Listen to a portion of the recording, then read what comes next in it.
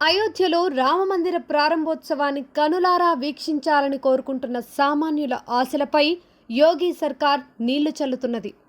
బడా వ్యాపారులు, రాజకీయవేత్తలు, సినీ నటులు, సాధువులు, అత్యంత ప్రముఖులు అంటే వీవీఐపీలకు మాత్రమే అక్కడి హోటల్స్ గదులు కేటాయిస్తున్నాయని విమర్శలు వెల్లువెత్తాయి.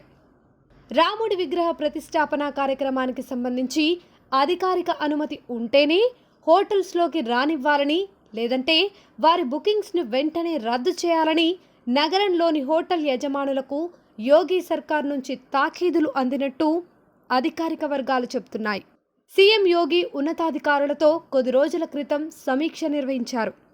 వీలైనన్ని హోటల్ గదులు వీవీఐపీలకు అందుబాటులో ఉండేలా అధికారులకు సీఎం యోగి సూచించారు అని పేరు చెప్పడానికి ఇష్టపడని ఓ ప్రభుత్వ అధికారి మీడియాకు తెలిపారు.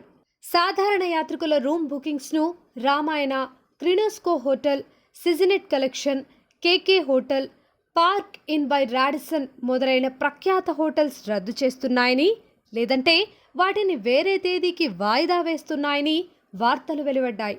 మా హోటల్లోని 60 గదులు ప్రభుత్వమే తీసుకుంది.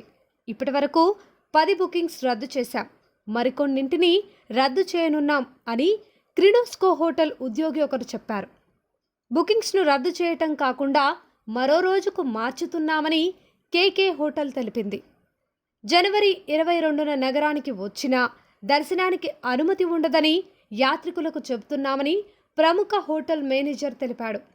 అయితే సాధారణ భక్తుల హోటల్ బుకింగ్స్ రద్దు చేస్తున్నారన్న వార్తల్ని అయోధ్య మున్సిపల్ కమిషనర్ విశాల్ శర్మ ఖండించారు.